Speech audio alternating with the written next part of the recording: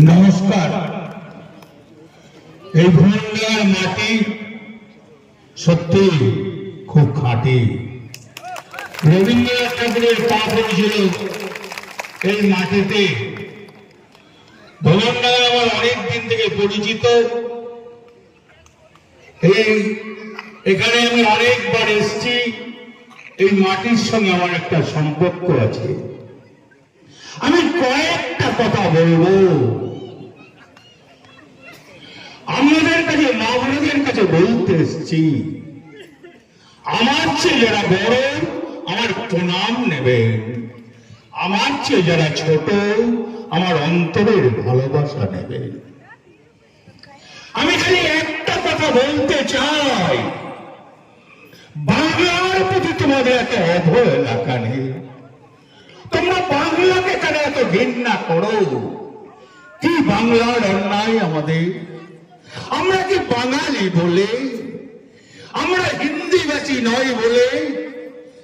পশ্চিম বাংলা তো ভারতবর্ষে অনেক জাতপাত, কেউ বাংলায় কথা বলে, কেউ কর্ণাটকের ভাষায় কথা বলে, কেউ বিহারে বিহারি ভাষায় কথা বলে, কেউ ছত্তিশগড়ের ভাষা বলে, কেউ রাজস্থানের ভাষা বলে, কেউ মধ্যপ্রদেশের ভাষা বলে,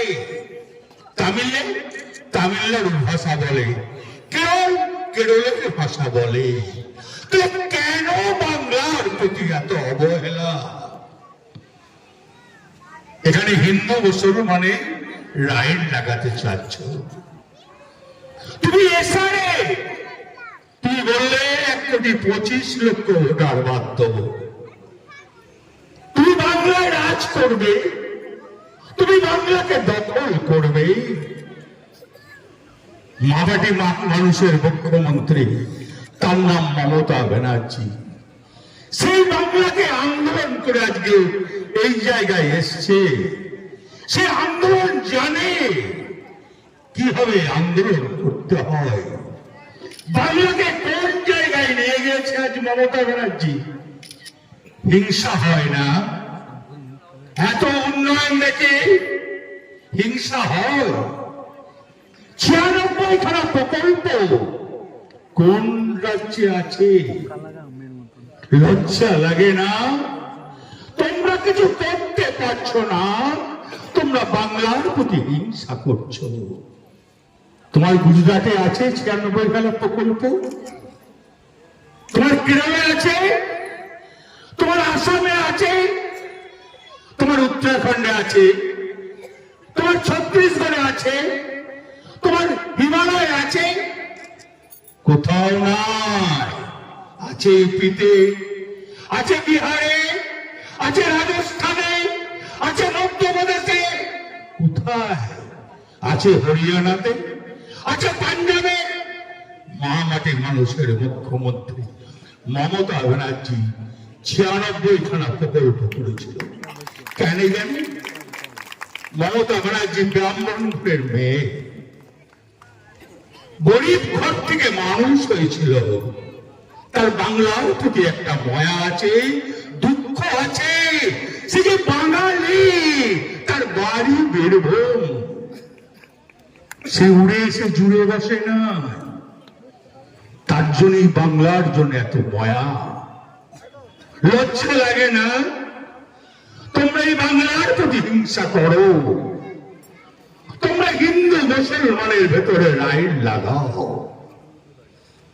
লজ্জা লাগা দরকার। আজকে অন্যায় একটা কথা দাঁড়িয়ে বলো তো। আজকে মমতা ব্যানার্জি একের পর এক প্রকল্প, আজকে রূপশ্রী করে দিয়েছে, তার জন্য রাগ হচ্ছে। স্বাস্থ্যসাথী করেছে বলে রাগ হচ্ছে। কিসে রাগ? কি জন্য রাগ? কেন হিংসা? বাংলা দখল করবে আর আমরা আঙুল চুষবো। আমরা আঙুল চুষবো।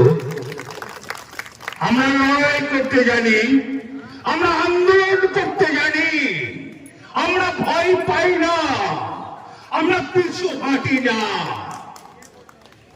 এই বাংলা সুন্দর একটা বাংলা। এই বাংলায় 34 বছর ছিল অন্ধকার, মমতা ব্যানার্জি আলো এনে দিয়েছে।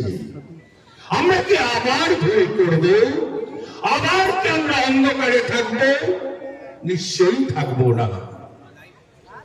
আজকে বলুন তো, হালে হালে আপনাদের বেকার ছেলে মেয়েদের জন্য 1,500 টাকা ভাতা করে দিল। যারা মন্ত্রী বলল চন্দ্রনাথ সিনহা 4,000 টাকা যাদের জমি জায়গা নাই তাদের জন্য ভাতা করলো। আশা কর্মীদের বাড়িয়ে দিয়েছে, সিভিক পুলিশের বাড়িয়ে দিয়েছে। কার জন্য বাড়ায় নাই? কোন প্রকল্প বাড়ায় নাই?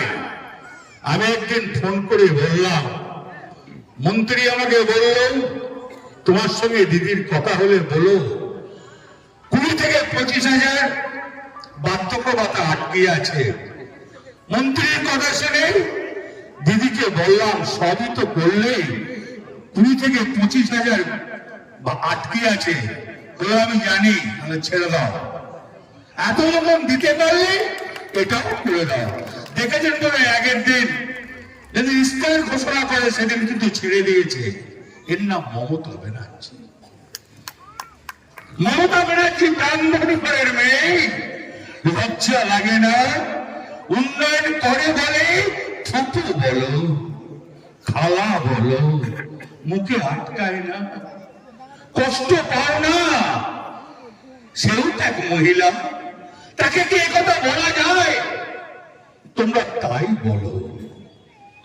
আজকে এখানে দাঁড়িয়ে বলুন তো, একটা লোক দাঁড়িয়ে যদি বলতে পারে আমার ঘরে একটা প্রকল্প নাই, আমি মাইক ছেড়ে দিয়ে চলে যাব। একজনা দাঁড়িয়ে বলো যে একটা প্রকল্প নাই কারো ঘরে। কেউ মা বোনেরা বলতে পারবে? তাহলে কি অন্যায়?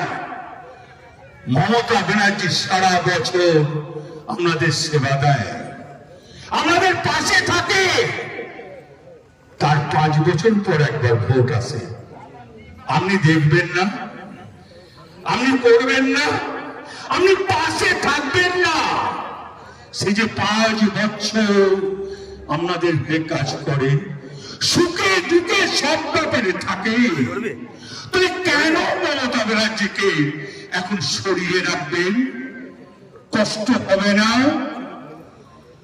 তাই আমাদের কাছে আমি অনুরোধ করতে এসেছি, বীরভূম জেলায় 11টা ক্যান্ডিডেটই মমতা ব্যানার্জির ক্যান্ডিডেট।